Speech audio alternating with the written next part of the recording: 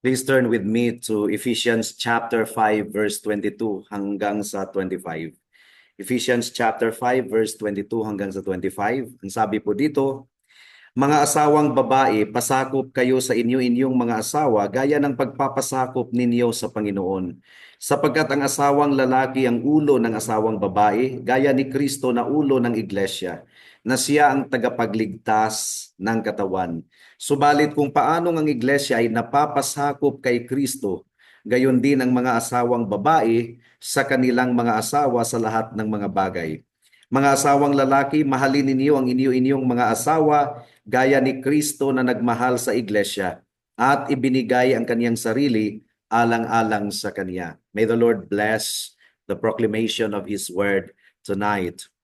At gaya ng sinabi na po natin noong mga nakaraang linggo po mga kapatid, nagbibigay po si Apostle Paul ng instructions sa kaniyang mga readers na ipamuhay po natin ang realidad ng ating pagiging converted to Christ. Ang Christianity po is a glorious display of God's transforming grace. Binabago ang lahat ng takbo, kabuuang takbo ng ating buhay ng Ebanghelyo. Ang sabi po ng verse 18, be filled with the Holy Spirit, and the Holy Spirit has been given unto us. Starting with verse 21 po mga kapatid, ito po yung transition na pinapakita po ni Apostle Paul ng gospel ay nagbibigay pagbabago sa relationship natin sa isa't isa. The gospel really affects our relationship with one another. Ang sabi po ng verse 21, pasakop kayo sa isa't isa dahil sa takot kay Kristo. And then, ang example po sa relationship na binanggit sa liham ni Apostle Paul, inuna po niya ang marital relationship. Ang marriage po, mga kapatid, mga kaibigan, starting with verse 22 hanggang sa verse 33, pinapakita po ni Apostle Paul ang epekto po ng gospel sa marriages. Tinatransform po, binabago po ng Ebanghelyo ang relationship between husbands and wives. At ang focus po ni Apostle Paul, ang emphasis ay ang ating Panginoong Hesukristo. Christological po talaga ang focus ni Paul. Ang sabi po dito sa verse 23, sapagkat ang asawang lalaki ang ulo ng asawang babae, gaya ni Kristo na ulo ng iglesia, na siya ang tagapagligtas ng katawan. Sa lahat po ng utos ni Apostle Paul, apostolic imperative, talagang inuuwi niya tayo sa ating Panginoong Hesukristo. Wala pong command si Apostle Paul na hindi po Christological ang emphasis. And that means, ang ating Panginoong Hesukristo talaga po ang emphasis, ang batayan ng lahat ng mga apostolic imperatives. Kaya kung maunawaan po natin ito, mga kapatid, mga kaibigan, hindi po sino man ang ating rason kung bakit susundin natin ang utos na mahalin natin ang ating asawa at ang asawang babae ay magpasakop sa kanilang asawang lalaki. Hindi po kung sino man ang dahilan kung bakit susundin natin ang utos na ito. Ang pinakadahilan at ang nag-iisang dahilan ay ang ating Panginoong Hesukristo. The Lordship of the Lord Jesus Christ. Wives, submit to your husband as the church submits to Christ. Husband, love your wives as Christ loved the church. So, meron pong tinatawag na Christological emphasis. Ang wife, bakit siya nagpapasakop sa kaniyang husband? Sapagkat kinikilala niya na ang husband ang leader na itinalaga ng ating Panginoong Hesukristo, gaya ng pagpapasakop ng iglesia sa ating Panginoong Hesukristo. Bakit kailangang mahalin ng husband ang kaniyang wife sacrificially and unconditionally? It's because of the Lord Jesus Christ na nagmahal sa kaniyang iglesia at ibinigay niya ang kaniyang sarili alang-alang sa kaniya. So this is really Christological. Wala pong ginagawa si Pablo na hindi po Christ-centered or Christological focus. Yun din ang sinabi niya sa 1 Corinthians chapter 2 verse 2. Please turn there. 1 Corinthians chapter 2 verse 2, kinikilala ni Apostle Paul ang Lordship of Christ, ang pagka-Diyos, pagiging hari ng ating Panginoong Hesukristo. Ang sabi dito sa 1 Corinthians 2:2, sapagkat aking ipinasyang walang anumang malaman sa gitna ninyo, maliban na si Hesukristo, at siya na ipinako sa cross. So it's no wonder kung bakit the preaching of the Apostle Paul, his epistles are really full of Christ. And I tell you, my dear friends, kung ang sermon ay walang Kristo or hindi nakatuon sa ating Panginoong Hesukristo, that's not a sermon at all. That's just a public discourse. That's just probably an inspirational message, but not a sermon, because the focus of the sermon is none other than the Lord Jesus Christ. Sa lahat ng ating gagawin sa iglesia, ang focus po natin ay ang ating Panginoong Hesukristo. And that is why ang motto po ng ating church is founded on the Bible, focused on Christ. Kaya unawain po natin ngayong gabi, bakit kailangan na ang church ay Christ-centered? Bakit kailangan sa lahat ng ating ginagawa bilang isang iglesia, ang ating Panginoong Hesukristo ang nasa isipan natin, nasa puso natin. Siya po ang ating focus, ang kaniyang kapurihan, ang kaluwalhatian ng ating Panginoong Hesukristo. Christ-centeredness ang ating emphasis. The blood of Christ, His righteousness, His saving grace, and of course, the Triune Jehovah. Well, meron pong tatlong bahagi ang ating pag-aaral ngayong gabi. The source of life. Without Christ, the church is dead. That is why we should focus on Christ. Pangalawa, the authority of the church. The pastor is not the authority of the church. The deacons are not the authority of the church. The wealthy people are not the authorities of the church. But Jesus Christ is the authority of the church. That is the second reason. At pangatlo, the head of the church. Si Kristo talaga ang ulo ng iglesia. At hindi maaring agawan po ng trono ang ating Panginoong Hesukristo. At nawa po ay tulungan po tayo ng ating Panginoon sa ating pagpapatuloy sa pagbubulay-bulay ng kaniyang salita sa gabing ito. Tayo po muna ay manalangin. Salamat po, O Diyos, sa mensahe ng inyong salita. At naniniwala po kami, O Diyos, na hindi po aksidente na ito po ang message ngayong gabi. At naway marami pong kaluluwa ang maabot ng pangangaral ng inyong ebanghelyo. Naway tanggapin ito ng mga tao at hindi po tanggihan. At naway hahantong ito sa kaligtasan ng mga wala pa kay Kristo at pagpapatibay ng aming pananampalataya. Ito po ang aming samot-dalangin sa pangalan ni Jesus. Amen. The source of life. Why should the church be Christ-centered? Why should the church be focused on Christ sa lahat ng pagkakataon? Because Christ is the source of life. Ang katawan po ay hindi po maaaring mag-exist kung wala ang ulo. Ang ulo po ay essential sa buhay ng katawan. Kaya ang ating Panginoong Hesukristo ay essential sa buhay ng isang local church, ng iglesia. Ang ating Panginoong Hesukristo ay essential sa ating Christian life. Tinatanggap po natin ang ating buhay, ang ating lifeblood mula sa ating Panginoong Hesukristo. In-emphasize niya yan sa John chapter 15 verse 5. And that is why this is a warning sa mga local churches. If we cease to be Christ-centered, we cease to exist as a church. Maaring organization na lang yan. Marami pong mga Christian church, evangelical daw, pero hindi na talaga tunay na church, organization na lang. Walang buhay. Wala po ang pagpapala, wala na po ang lamparahan ng Panginoon sa kanilang kalagitnaan. John chapter 15 verse 5, ang sinasabi po dito, ako ang puno ng ubas, kayo ang mga sanga. Ang nananatili sa akin at ako'y sa kanya ay siyang nagbubunga ng marami sapagkat kung kayo'y hiwalay sa akin, ay wala kayong magagawa. So, I hope that you see the need for our church to remain Christ-centered no matter what it takes, no matter what happens. Let us remain Christ-centered and Christ-focused sa ating iglesia at sa ating buhay, Si Kristo ang sentro sa lahat ng ating ginagawa. Kasi kung si Kristo ang hindi po focus ng Herald of Grace, we cease to exist as a church. We may continue to exist as an organization, but what is an organization without the lifeblood, without life, mga kapatid? Revelations 3:17. Ito po ang nanganganib na mangyari sa church doon sa Laodicea. At nangyari nga kung ating pag-aralan ang kasaysayan. Revelation 3:17, talagang niluwa sila ng Panginoon. Ang sabi ng 17, sapagkat sinasabi mo ako'y mayaman at naging mariwasa at hindi ako nangangailangan ng anuman. Hindi mo nalalamang ikaw ay aba, kahabag-habag, maralita, bulag at hubad. And what happened to the church in Laodicea?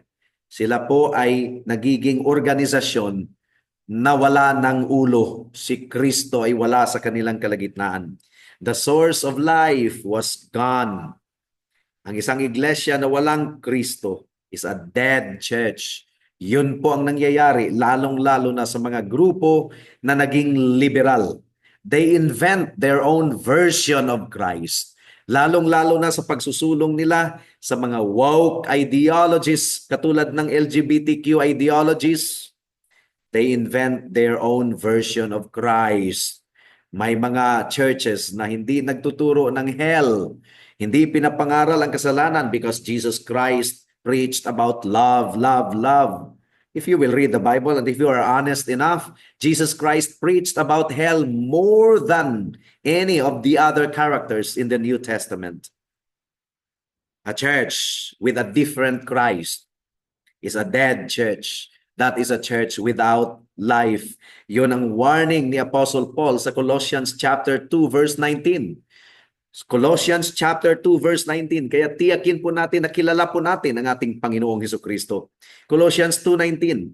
At hindi kumakapit sa ulo, si Kristo po ang ulo, na sa Kanya'y ang buong katawan na tinutustusan at pinagsasanib sa pamamagitan ng mga kasukasuhan at mga litid ay lumalago ng paglagong mula sa Diyos. So this is speaking about the people at that time na hindi kumakapit sa ulo. And this is a warning for us na sana ay manatili tayong kumakapit sa ulo, kumakapit sa ating Panginoong Hesukristo. Kung ang isang buhay, kung ang isang Christian or kung ang isang iglesia ay Christ-centered, palaging isinasaisip nito na ang source ng lahat ng ating ginagawa ay ang ating Panginoong Hesukristo. Nilikha niya tayo, siya po ang nagmamay-ari sa atin, siya ang pinagmulan ng mga gifts and talents na ating nai-enjoy. Si Kristo po ang nagtalaga sa lahat ng mga bagay at bawat kaloob na ating natanggap ay nagmula sa Kanya. James chapter 1 verse 17. James 1:17. Ang sabi po dito, ang bawat mabuting kaloob at ang bawat sakdal na kaloob ay pawang buhat sa itaas na nanggagaling sa Ama ng mga ilaw na sa Kanya ay walang pag-iiba o anino ng pagbabago. Kaya kung marriage ang ating pag-uusapan, if the marriage is Christ-centered, nagkakasundo talaga ang husband and wife na maging devoted sa ating Panginoong Hesukristo. They study the Word of God together and they see to it that both of them, husband and wife, and their family is devoted to Jesus Christ. And practically, ang ibig pong sabihin nito na ang husband and wife ay nagsusumikap na lumago sa kanilang pagkakilala sa ating Panginoong Hesukristo. Kung pakinggan po natin si Phil Newton, ang sabi po niya, a Christ-centered marriage is church-engaged. Bakit? Christ is the head of the church. So kung Christ-centered ang marriage mo, you are church-engaged. Kaya ikaw, Christian husband, huwag kang pumayag na ang family mo ay hindi madala sa church. Kung ikaw ay Christian wife, huwag kang lalong-lalo na kung kayong dalawa ay Christian husband, Christian wife, huwag kayong pumayag na hindi po engaged sa katawan ni Kristo ang inyong family. Because a Christ-centered marriage is church-engaged. Dugtong pa ni Phil Newton, if Christ died to save the church, then a Christ-centered marriage cannot treat the church as a marginal part of their lives. Parang kabahagi lang, a small portion of their lives. We need the church to hold us accountable, to help nurture us in Christ, to unite us with one another in loving service, to develop our gifts and ministries, to worship together, to learn to live sacrificially together, to sharpen our understanding of life and godliness, and to prepare us for seeing Christ. Since the church tops marriage in God's economy, in fact, ang church ang ginagamit ng Panginoon as the ultimate illustration of His intimate union with Him. Di ba? Ang marriage, ang ginamit pala ng Panginoon to illustrate His intimate union with the church. Since the church tops marriage in God's economy, we are not told that Jesus died for marriage. Jesus Christ did not die for marriage. He died for the church. Yun ang ibig sabihin yan. Then we must engage together as husband and wife with the body of Christ. That's the first point. The source of life ay ang ating Panginoong Hesukristo. The authority of life, the authority of the church. Wala na pong iba kundi ang ating Panginoong Hesukristo. And that is why, that explains kung bakit sa lahat ng ginawa ni Apostle Paul, sa lahat ng kanyang liham, meron talagang Christological focus. Because Christ is our King. Christ governs us. Si Kristo ay merong absolute authority sa bawat isa sa atin. Matthew chapter 28, verse 18 and 19. Please turn there. Matthew 28, 18 and 19. Ang sabi dito, lumapit si Jesus at sinabi sa kanila, ang lahat ng autoridad sa langit at sa ibabaw ng lupa ay ibinigay na sa akin. Kaya't sa paghayo ninyo, gawin ninyong alagad ang lahat ng mga bansa. Bautismuhan ninyo sila sa pangalan ng Ama at ng Anak at ng Espiritu Santo. Ang autoridad ni Bongbong Marcos ay dito lang sa Pilipinas. When he goes to another country, and if he is not identified as the President of the Philippines, he is not recognized there as a man of authority. He is an ordinary person there in other countries. He is the authority here in the Philippines. Pero ang authority ng ating Panginoong Hesukristo, ang sabi dito, lahat ng autoridad sa langit at sa ibabaw ng lupa ay binigay na sa akin. So Jesus Christ is the head, the governor of our lives. And of course, He is the head of the church. Yan po ang ating confession. Jesus Christ is Lord. That is essential to salvation. Hindi maaaring si Jesus ay Savior mo, pero hindi mo siya Lord. Yan ay isa sa mga creeds na pinanghahawakan ng mga mananampalataya. Si Kristo ay Diyos, nakaupo sa kanyang trono with all authority and dominion. At ang mga tunay na mananampalataya ay willing at nagagalak na nagpapasakop sa authority and lordship of Christ. Yun ang dahilan kung bakit ang wife ay willing na magpasakop sa kanyang husband. At yun ang dahilan kung bakit ang husband ay willing na ibigin ang kanyang wife. It's because of the lordship of Christ. Ephesians 5:22 hanggang sa 24 once again. Mga asawang babae, pasakop kayo sa inyong mga asawa, gaya ng pagpapasakop ninyo sa Panginoon. Sapagkat ang asawang lalaki ang ulo ng asawang babae, gaya ni Kristo na ulo ng iglesia, na siyang tagapagligtas ng katawan. Subalit kung paanong ang iglesia ay napapasakop kay Kristo, gayon din ang mga asawang babae sa kanilang mga asawa sa lahat ng bagay. And therefore, as the wife obeys or submits to the authority of the husband, she is actually submitting to the absolute authority of Jesus Christ. Si Kristo ang absolute authority, pero meron pong dinelegate ang ating Panginoong Hesukristo na autoridad sa mga institusyon na kanyang itinatag dito sa lupa.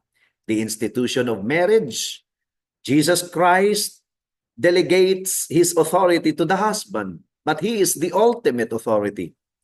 Sa civil government, ang mga civic leaders, ang mga elected officials sa ating bansa, ang delegated authority ng ating Panginoon upang panatilihin ang kaayusan ng ating lipunan. Romans chapter 13 verse 1 and 2. Please turn there. Romans 13, 1 and 2. That is why it really doesn't help to criticize a reigning president. Lalong-lalo na kung ang criticism na yan ay criticism lang, hindi naman constructive, hindi naman nag-aalok ng solusyon, basta lang mag-criticize. I don't think that is becoming for a child of God, for a Christian. We criticize but see to it, a constructive criticism, but see to it that there is solution and there is prayer. There is prayer na sana ito ang mangyayari. Pero yung criticize lang na criticize because you are not a fan of the president or any elected official, I don't think that's healthy. That's not healthy. Ang sabi po ng sinasabi ng Romans 13, 1 and 2, ang bawat tao ay magpasakop sa mga namamahalang autoridad sapagkat walang pamamahala na hindi mula sa Diyos. At ang mga pamamahalang iyon ay itinalaga ng Diyos. Kaya ang lumalaban sa may kapangyarihan ay lumalaban sa itinalaga ng Diyos. At ang mga lumalaban ay tatanggap ng kahatulan sa kanilang sarili. It doesn't help if we will criticize the government officials just for criticism's sake. But we have to pray for them. We may point out the wrong, but let us see to it na meron pong a sort of solution or wake-up call, di ba? Constructive. And let us see to it that there is really respect and prayer dahil sila po ang itinalaga ng ating Panginoon. Meron ding mga ecclesiastical leaders na itinalaga ang Diyos. Ang inilagay niya sa iglesia, ang mga pastors. Now, hindi ibig bang sabihin na touch not the anointed, hindi na pwedeng kausapin ang pastor, but we do it with prayer, we do it with respect dahil sila po ang itinalaga ng ating Panginoon sa kaniyang mga lokal na iglesia. Hebrews 13:17. Ang sabi po dito, Hebrews 13:17, obey your leaders and submit to them, for they keep watch over your souls as those who will give an account. So hindi po abusive ang mga pastors because they will give an account to God. Let them do this with joy and not with grief, for this would be unprofitable for you. And then there is the family. At ang husband and father ang itinalaga ng Diyos na authority over the home. Ang children are to be in submission to their parents. Now, hindi po sa lahat ng pagkakataon ang parents ay tama. Gaya ng mga pastors, hindi sa lahat ng pagkakataon sila ay tama. Hindi sa lahat ng pagkakataon ang parents ay tama, but how should children approach their parents and show them their shortcomings? They will do it in such a way that parents are still parents and children are still children. Meron pong respect. Ang secretary, maaring nakikita niya ang mali ng kaniyang boss or yung kaniyang immediate superior, pero hindi po niya pagagalitan ang kaniyang boss. She does it or he does it. If it is a male secretary, with respect, knowing the fact na siya ang itinalaga ng Panginoon na superior over us. That's not legalism. That's just right and proper based on the Word of God. Wives are to be in submission to their husbands because of Christ. Si Kristo talaga ang motive ng ating submission. That's the second point. And then let's have our focus sa church. Bakit Christ-centered talaga tayo sa church? Founded on the Bible, focused on Christ to the point na nanganganib talaga ang isang iglesia na mawala ng lamparahan kung hindi na magiging focused on Christ. It's because, third point, Christ is the head of the church. At hindi po, wala pong maaring pumalit sa pwesto na yan. Christ is the federal head of the church. Mahalaga po na maunawaan po natin ang federal headship. I think na-preach na po natin ito maraming beses. Federal headship means representative headship. Adam was our federal head before. Kaya nung nahulog ang federal, ang ating representative, damay lahat, hulog lahat, nahulog sa kasalanan. Nasa ilalim ng puot at galit ng Diyos. Nasa ilalim ng sumpa ng Diyos. So, ang kailangan po natin ay another representative, another federal head. And Jesus Christ is the second Adam. Siya ay Diyos na naging tao, na hindi nawala ang kanyang pagiging Diyos. And He stood as the representative or the federal head of His people. At kung ano ang nangyari sa unang Adam or sa unang federal head, the first Adam, tinugunan yon ng ating Panginoong Hesukristo. Tinupad niya ang buong batas ng Diyos at inalay niya ang kanyang dugo para sa kasalanan. Hindi para sa kanyang sariling kasalanan. Wala pong kasalanan si Kristo, but He acted as the federal head of the elect. At dahil nagtagumpay si Kristo as our federal head, ang lahat ng nanampalataya sa Kanya ay meron pong pag-aaring ganap. Dahil nabayaran ni Kristo ang lahat ng kaparusahan, lahat ng nasa Kanya ay parang nakapag-alay na rin ng perfect sacrifice. Pero hindi kanilang sacrifice, but the sacrifice of the blood of Christ. Nahulog ang ating unang federal head. Meron pong banta ang Diyos sa Genesis 2:17, subalit mula sa punong kahoy ng pagkakilala ng mabuti at masama ay huwag kang kakain sapagkat sa araw na ikaw ay kumain niyon ay tiyak na mamamatay ka. Nung si Adam ay nagkasala, kasama tayong nagkasala. Because Adam represented us.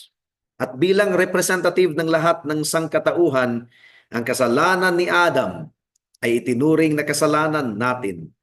Dahil nagkasala tayo ay mamamatay. Pumasok ang kasalanan, ang kamatayan sa sanlibutan. Romans 5:12. Sabi po dito, Romans 5:12, kaya't kung paanong sa pamamagitan ng isang tao ay pumasok ang kasalanan sa sanlibutan, at sa pamamagitan ng kasalanan ay ang kamatayan, kaya't dumating sa lahat ng mga tao ang kamatayan sapagkat ang lahat ay nagkasala. So this is imputed guilt. Di ba? Imputation. The sin of the representative becomes our sin. The guilt of our representative becomes our guilt. That is the nature of imputation. Ang nangyayari po sa representative ay ibibilang sa kaniyang mga nasasakupan. Thanks be to God. Our second representative, the second Adam, the representative of His people, ay sumunod sa lahat ng batas ng Diyos. Inalay niya ang perfect sacrifice. And what happened is that ang righteousness ni Christ at ang kanyang blood ay inimpute po sa atin. Ang obedience ni Kristo ay naging obedience ng lahat ng kanyang mananampalataya. Romans chapter 5 verse 18 to 19. Sabi po dito, kaya't kung paanong sa pamamagitan ng isang pagsuway ay dumating ang kahatulan sa lahat ng mga tao, so imputed condemnation. Gayon din naman sa pamamagitan ng isang matuwid na gawa ay dumating sa lahat ng mga tao ang pag-aaring ganap at buhay. So imputed righteousness. Sapagkat kung paanong sa pamamagitan ng pagsuway ng isang tao, ang marami ay naging mga makasalanan, gayon din sa pamamagitan ng pagsunod ng isa, ang marami ay magiging mga matuwid. So Jesus Christ is the federal head of the church. Tumindig siya bilang ating substitute upang iligtas tayo mula sa kasalanan, at ang righteousness ni Christ, ang kanyang katuwiran ay inimpute sa atin. Ibig sabihin, ibinilang sa atin. Ito po ang pinaka-heart ng justification. We are justified by faith in Christ alone. Natanggap po natin ang gift of righteousness. Ang righteousness ni Christ ay ibinibilang po sa atin. Kaya tinanggap natin ang buhay mula kay Kristo na ating ulo. Siya ang Diyos, siya po ang hari. At ang lahat ng kanyang mga taong niligtas niya at tinubos niya ay sumusunod sa kanya at nabubuhay para sa kanya.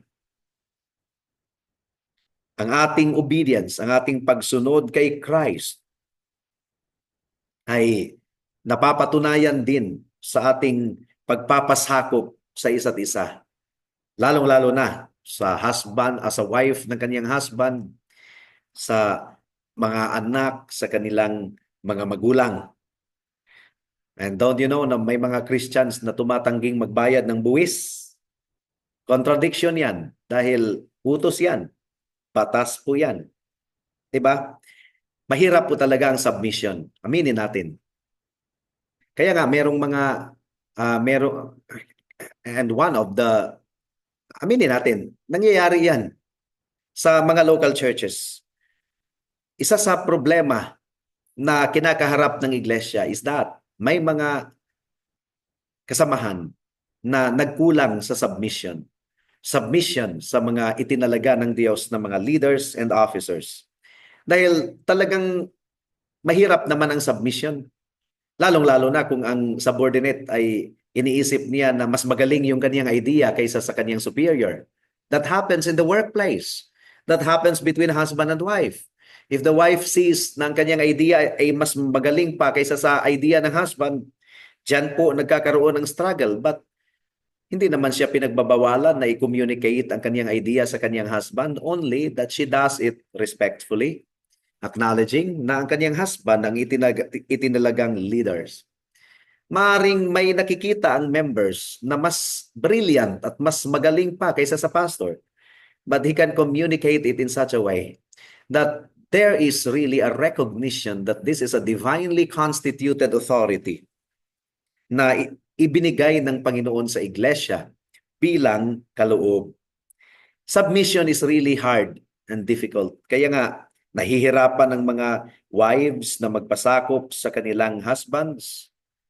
Well, winarningan na po ng Panginoon si Eve sa struggle na yan. Genesis 3:16. Winarningan na. Ang sabi dito, sinabi niya sa babae, pararamihin ko ang paghihirap mo sa iyong paglilihi.